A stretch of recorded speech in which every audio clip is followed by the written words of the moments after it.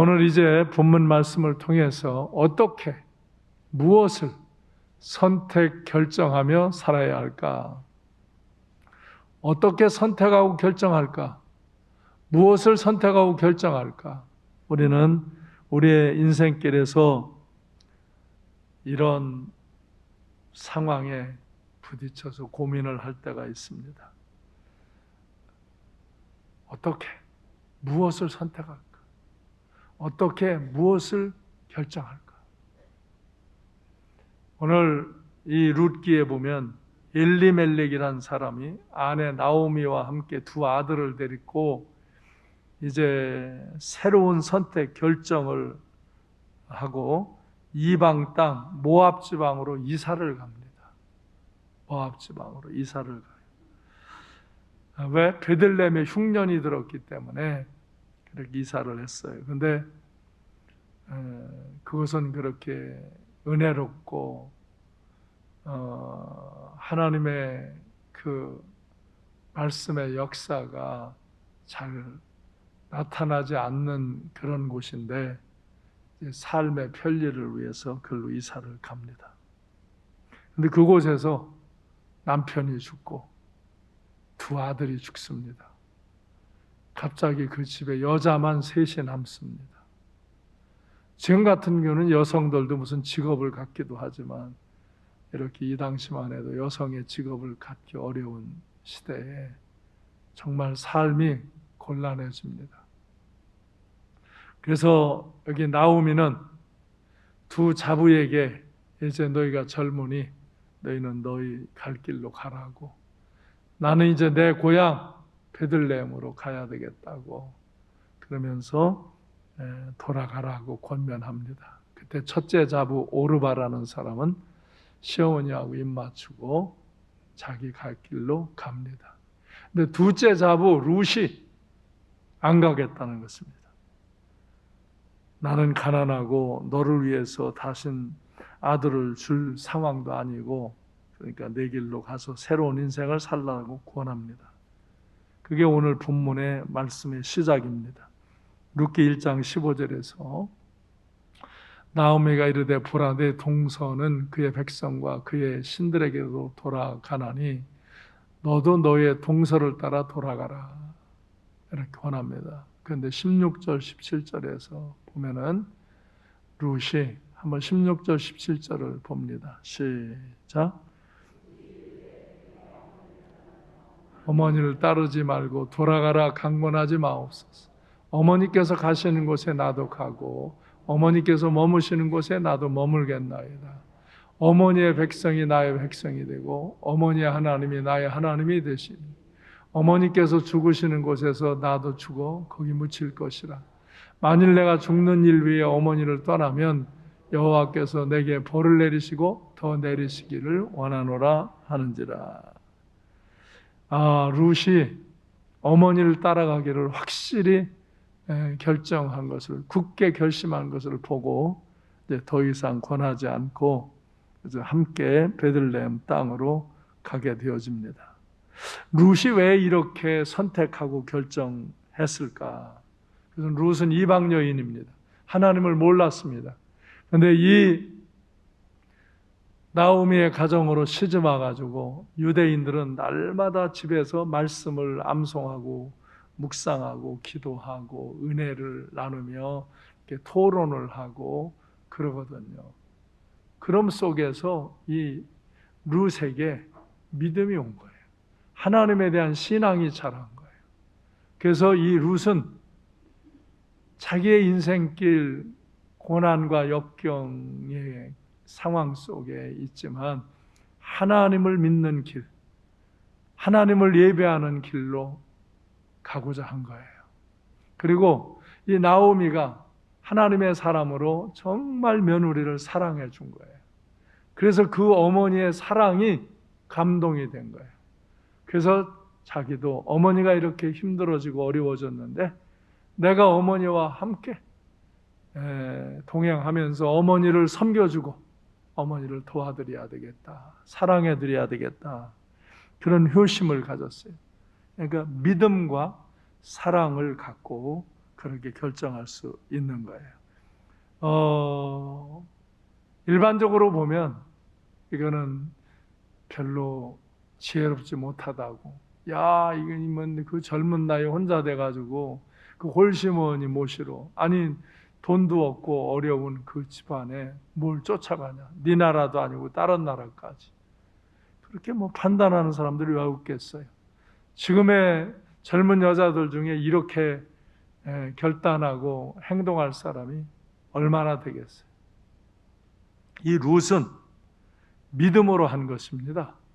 사랑으로 한 것입니다. 이의 선택과 결정은 믿음으로 한 것입니다. 하나님을 믿는 믿음으로, 그리고 그 어머니를 사랑하는 사랑으로 한 것입니다.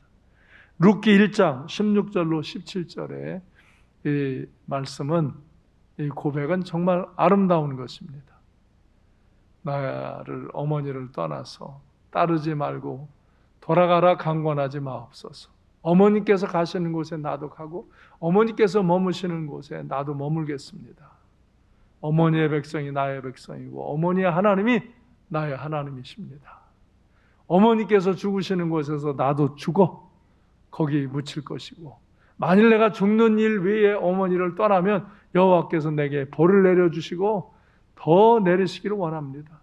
이렇게 고백하는 거야. 이게 다 같이 사랑의 마음, 믿음의 마음. 그래서 믿음의 길을 선택하는 거예요. 사랑의 길을 선택하는 거예요. 그래서 이제 고향으로 돌아오는데, 고향에 돌아가면서 사람들이 나오미 온다고 막 반길 때, 나를 나오미는 희락이라는 뜻이거든요.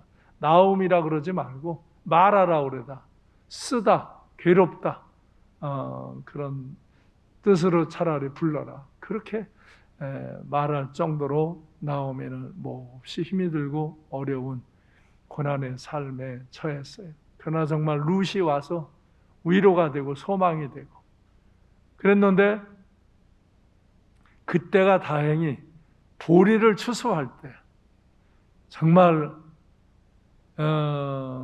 그렇지 않으면 어떻게 생활이 궁색할 텐데, 마침 보리를 추수할 때라 밭에 나가서 보리 이삭을 주셔서 그걸 이제 갈아가지고 어머니를 공경하며 살게 되어졌어요. 유대인들은 하나님의 법에 가난한 자를 위해서 이삭을 떨어뜨려 주라고 그랬고, 한 모퉁이는 좀 남겨주라고 그랬어요.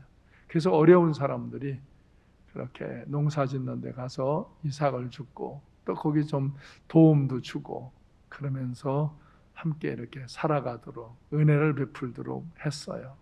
그래서 이 룻은 그 지역에 아주 부자가 있는데, 보아스라는 사람이에요. 이 보아스라는 사람의 밭에 가서 이제 곡식을 주어서 어머니를 봉양하고 지냈어요.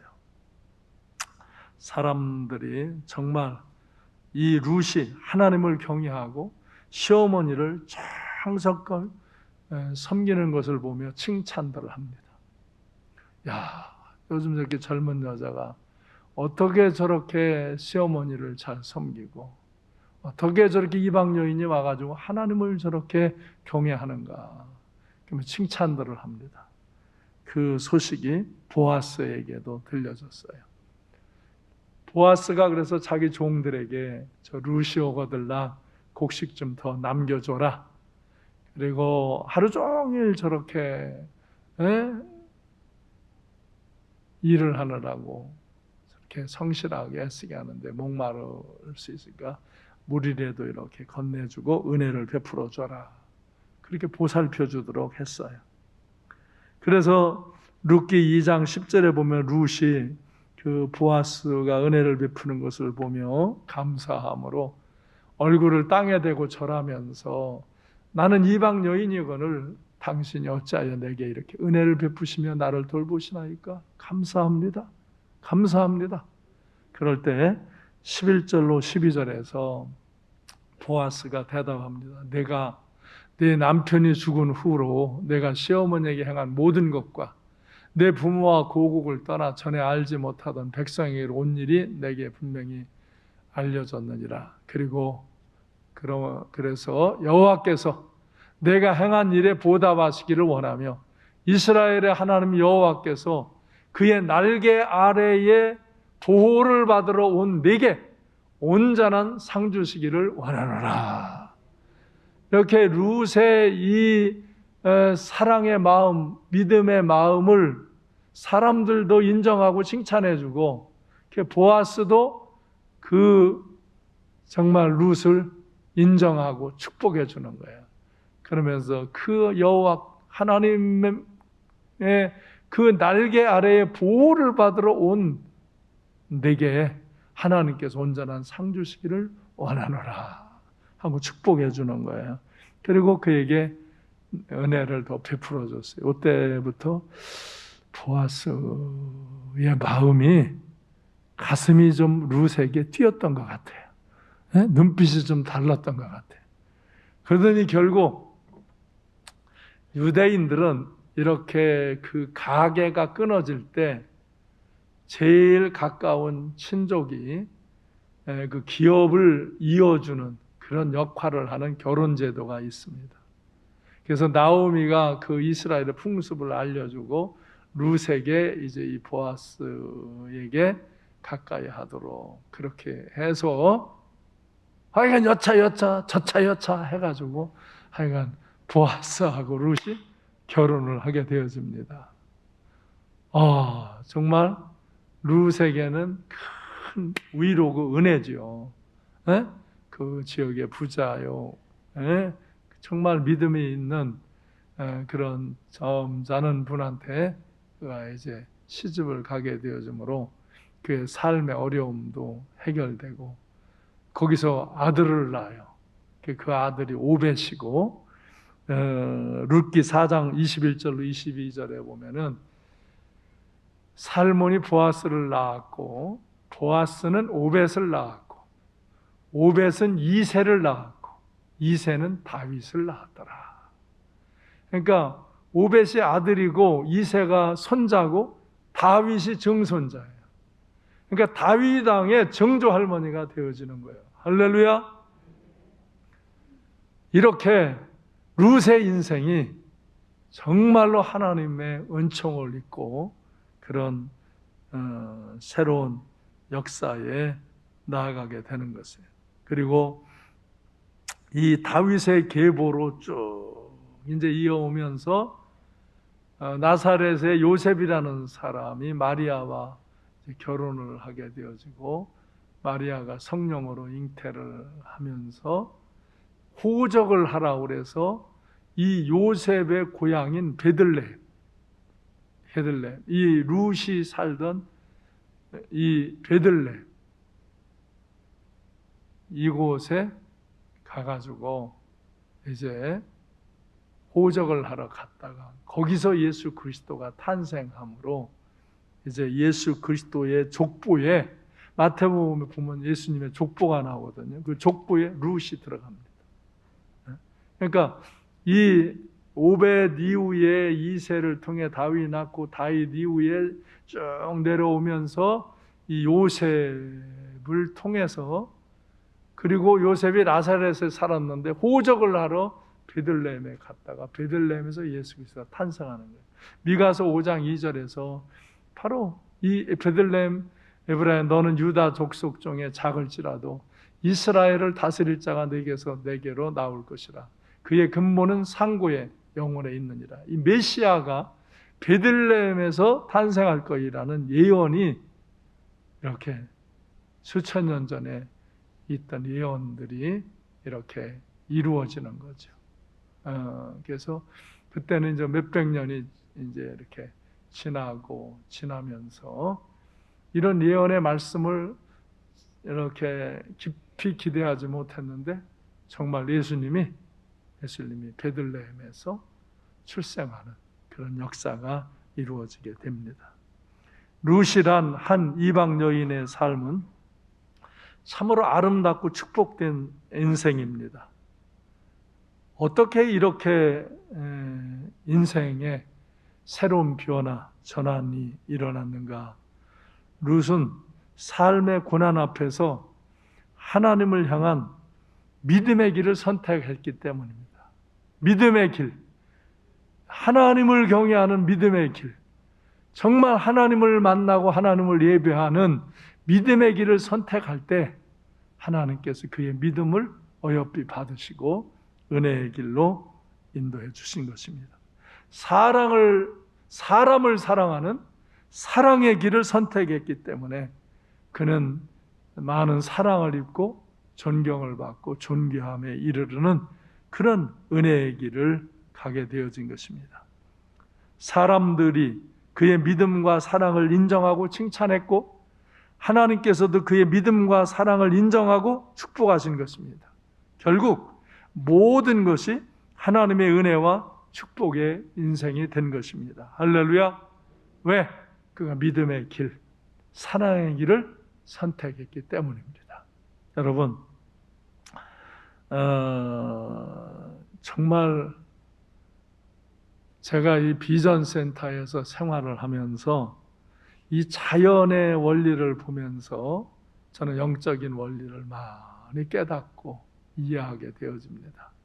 근데 어제도 비가 왔잖아요. 오늘까지 비가. 저는 비 오면 춤을 춥니다.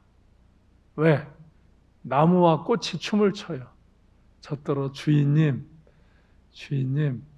정말 좋고 행복하다고 그렇게 저한테 얘기하는 것 같아요. 왜? 우리가 지난 주간도 나무를 1000주 심었습니다.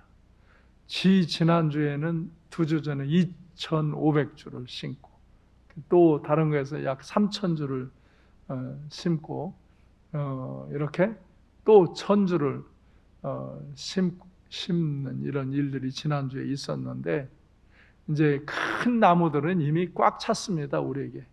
근데 이제 이렇게 그 꽃나무 같은 거, 이렇게 가이드목 같은 거, 이런 것을 하는 것을 이제 계속 그 동산을 장식하느라고 나무를 계속 사오고 꽃을 삽니다. 어저께도 민 목사하고 저하고 이제 화분을 또 정리해 놨습니다.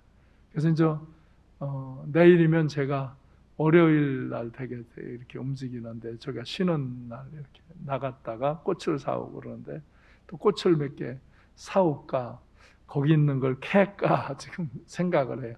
안에 이제 꽃이 너무 많이 있는데 그건 캐서 또 화분에 옮기기도 합니다. 그런데 정말 정성으로 해야 됩니다. 그리고 물을 줘야 돼요.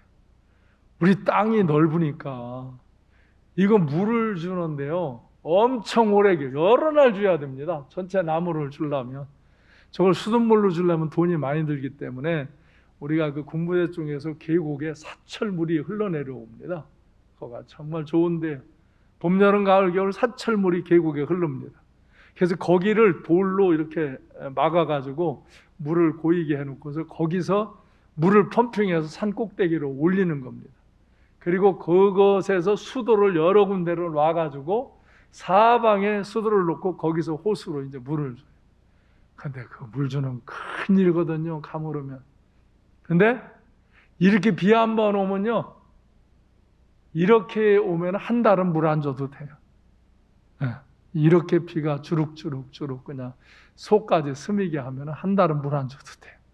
이제 올해는 뭐 봄에 이제 모든 꽃이 지금 피어나는데 제가 그래서 어저께 비가 오는데 나갈 수는 없고 창가에서 제가 몇 카트를 찍었습니다. 예뻐요? 저쪽이 자목련, 이게 부는 거하고는 느낌이 안 나요. 이거는 진달래가 또 수목장이 있는데 피고 옆에 피고 또 이쪽에는 개나리가 피고 꼭대기도 개나리 진달래가 피었는데 이 사진으로는 절반의 느낌도 안 나요. 저기에 저 자목련, 백목련이 있고 옆에 하얀 것들은 다 저게 매실나무 꽃입니다. 저기에 다 이제 매실이 맺힐 겁니다. 이제 감나무가 80주예요. 80주면요. 올해는 작년에 심었기 때문에 많이 이제 전에 있던 거 10주는 열리지만 작년에 심은 게 한 70주 심었는데 그거는 이제 내년이나 돼야 많이 열릴 거예요. 올해는 뜸뜸 열릴 거예요. 아마 이제 몇 년 되면 가마니로 막 따야 할 거예요. 예? 근데 이렇게 비가 오면 진짜 꽃이 활짝 피고 막 땅속에서 그냥 파란, 겨울에 다 죽었나? 이거 왜 안 나오나? 어디 갔나? 근데 다 나와요. 다 나와. 팔팔팔팔 그냥 다 나오고 벌써 꽃이 피고 나리 같은 꽃들이 막 군데군데 꽃이 이렇게 펴오르고 그럽니다. 아마 이제 4월 이제 중순 지나면 저 연산홍들이 지금 몽울이 지는데 연산홍이 저기 피기 시작하면 저 아래 이렇게 있는 나무 온 산이 이제 올해는 하얀 백철도 천주를 갖다 심었어요.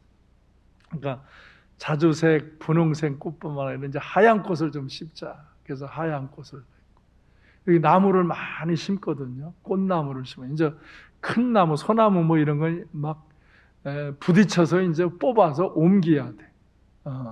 처음에는 거리를 두고 심어도 자라나면 막 부딪혀요. 근데 이렇게 나무를 심고 꽃이 피면요, 너무 아름답고 향기롭고 정말 저녁 먹고 이렇게 나와서 그 2층 앞에 그네에 앉아 있으면요, 라일락 향기가 나고 그럴 때는요, 와, 진짜 향기가 진동을 해요. 또 그 산에 있는 그 저기 옛날 그냥 그런 나무에서도요, 꽃의 향기가 막 품어내는 꽃들이 내기 시작하면 낮에는 막 분주하니까 잘 그 냄새를 모르겠어요. 근데 저녁에 가만히 그 들에 나가서 앉아 있으면 꽃향기가 대단합니다. 그 등나무도 하얗게 피는 거 있고 자주색으로 피는 게 있는데 그 등나무 꽃도 그렇게 피면 향기가 막 나고, 그러니까 벌나비가 날라들고 이렇게 정말 자연의 꽃이 피는 거 정말 아름답습니다. 그런데 꽃은요, 이렇게 비가 오고 시간이 좀 지나면 떨어져요. 이제 5월이 되면 장미가 또 다 피어오르고, 한 7월이 되면 이제 백일홍, 그 원래 배룡나무인데 그게 피면 그냥 빨갛게 분홍빛 폈다 졌다 10월까지 가요. 이렇게 10월 초까지 이렇게 그 꽃이 이렇게 가고 그래요. 그러니까 1년 내내 겨울에는 빨간 열매들이 또 이렇게 아름답게 산수유 같은 거, 피라칸스의 그 빨간 열매, 주황색 열매들이 또 겨울에도 맺혀 있어요. 근데 새가 얼마나 많이 오는지, 이 새가요, 이뻐요, 못됐어요? 새가 진짜 못됐어요, 이놈들이. 아니, 그 열매를 따서 먹기만 하면 좀 괜찮은데, 그러면 지들이 그거 갖고 다른 데 가서 똥 싸고서는 이제 거기다가 또 씨를 심는 거거든요. 근데 다 쪼아요, 열매를. 다 떨어뜨려요. 아니, 겨우 내 있어야 열매가, 얘들이 초겨울 되면 그냥 먹을 게 별로 없으면 와가지고 그냥 다 쪼아가지고 떨어뜨려요. 올해는 새 망을 해놓을 거예요, 이놈들 그냥. 이거 그걸 다 못하게 새 망을 해놔가지고 할 수 없이 잡아야 되겠어요. 그래서 잡아가지고 새 구이 해 먹던지. 너무 많아, 새가. 너무 많으니까 이 새는요, 지가 또 좋으면은 저만하지 몰고 옵니다. 새 떼가 막 새카맣게 몰고 와요. 그러면 아주 그냥 초토화돼. 그래서 그거 열매를 보호하려면 망을 해놓아야 돼. 또 이게 아름다움을 유지한다는 게 그렇게.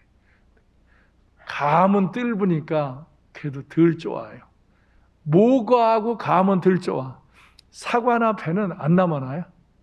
다 좋아요, 새가. 봉지 안 씌워놓으면. 근데 우리는 그 봉지 씌울 새가 어디 있어요? 그런 건 놔둬요. 그냥 새도 먹고 나도 먹고 떨어지면 그냥 떨어지고. 그냥 아름다운 거 보는 건데, 이렇게 꽃은 아름답습니다. 조금 있으면 시들어지면 지저분해요. 열매도 정말 유익하고 좋습니다. 조금 있으면 새가 쪼아서 떨어지기도 하고 우리가 따기도 하고 열매도 다 또 없어지고 앙상한 이제 나무만 남습니다. 이렇게 우리가 식물도 씨를 심으면 싹이 나고 꽃이 피고 열매가 맺습니다. 꽃은 향기롭고 아름답습니다.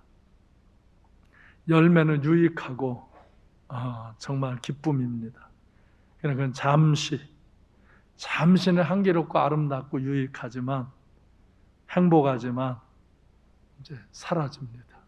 여러분 구경 오시고 기도하러도 오시기 바랍니다. 근데 이렇게 자연은 잠시 있다가 사라집니다. 그러나 저는 오늘 여러분에게 다른 씨를 심으시기를 제안합니다. 영원히 아름답고 향기로운 꽃이 피고 영원히 유익하고 행복한 열매가 맺는 믿음의 씨를 뿌리시기 바랍니다. 믿음의 씨를 심으시기 바랍니다. 사랑의 씨를 심으시기 바랍니다. 믿음의 씨를 심으면요, 믿음의 꽃이 핍니다. 여러분, 믿음도요, 잘 가꾸야 꽃이 핍니다. 잘 인내해야 좋은 열매가 맺습니다. 사랑도 마찬가지입니다. 그냥 흥분된 사랑, 불륜의 사랑, 그건 별로 향기롭지도 않고 좋은 열매가 되지 않습니다. 정말 이 룻과 같이 믿음의 씨를 심고 사랑의 씨를 심을 때 그 룻의 인생은 그때도 자기도 행복하고 시어머니도 행복하고 다윗 왕의 증조모가 되어지는 그런 축복과 그리고 예수 그리스도의 족보에 이름을 올리는 그런 믿음의 거룩한 역사의 주인공이 되어질 때 그 사람은 죽었지만 지금도 그의 향기로움과 그의 아름답고 유익함을 우리는 느끼고 나눌 수 있는 것입니다. 믿음의 씨를 심으시기 바랍니다. 사랑의 씨를 심으시기 바랍니다. 그럼 믿음의 꽃이 피고 믿음의 열매를 맺습니다. 사랑의 꽃이 피고 사랑의 열매를 맺습니다.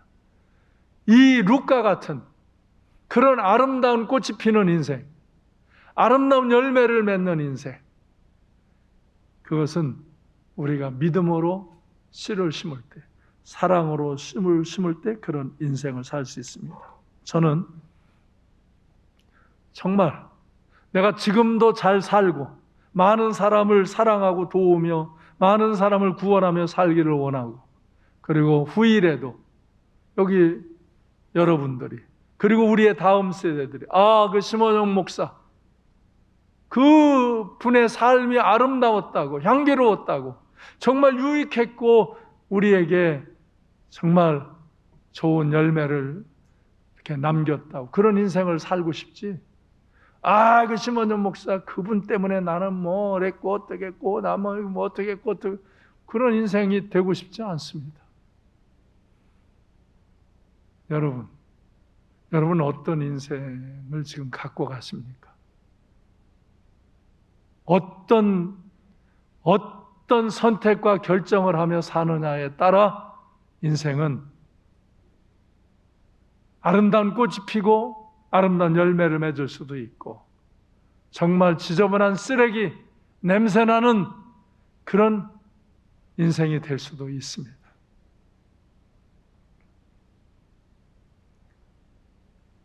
믿음의 씨, 사랑의 씨를 심기를 선택하시고 결정하고 행동하시기를 바랍니다. 룻과 같은 인생, 아름답고 향기롭고 유익하고 영원한 축복된 인생을 오늘 한번 다시 생각해 보면서 우리도 위대한 믿음의 역사의 주인공이 되시기 바랍니다. 사랑의 그런 열매를 맺고 나로 인하여 많은 사람에게 사랑과 유익을, 행복을 나누고 나로 인하여 많은 사람에게 믿음을, 영원한 생명을 남겨주는 그런 인생을 사시기를 주님의 이름으로 축원합니다. 수많은 순간순간 우리는 어떻게, 무엇을 선택하고 결정해야 할까 깊이 생각해야 됩니다. 아무렇게나 살 수도 없는 거고, 그렇게 여러분의 세속적인 감각만을 갖고 사는 것을 세상에선 지혜라고 합니다. 그것이 아주 잘난 거라고 생각합니다.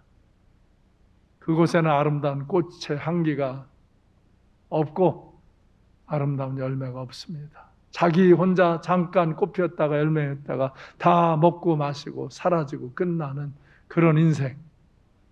그런 인생은 자연의 꽃이나 열매에 불과한 것과 같습니다. 여러분, 이 고난주간을 맞이하면서 여러분의 삶의 고난을, 여러분의 삶의 역경을 극복하고 다스리면서 나는 어떤 씨를 심을까? 구체적으로 어떻게 믿음의 씨를 심고 어떻게 사랑의 씨를 심음으로 믿음의 꽃이 피고 믿음의 열매가 맺는 인생을 살까? 사랑의 꽃이 피고 사랑의 열매가 맺는 인생을 살까? 나도 향기롭고 행복하고 유익하며 다른 사람도 향기롭고 유익하고 행복하게 할 수 있는 인생을 어떻게 살아야 할까? 그리고 내가 죽은 후에라도 내가 어떻게 평가되는 인생을 살아야 할까? 여러분, 오늘 룻을 다시 한번 깊이 생각하면서 이 고난주간에 구체적으로 믿음의 씨를, 사랑의 씨를 심는 인생길을 선택하시고 결정하시기를 주님의 이름으로 축원합니다. 기도하겠습니다.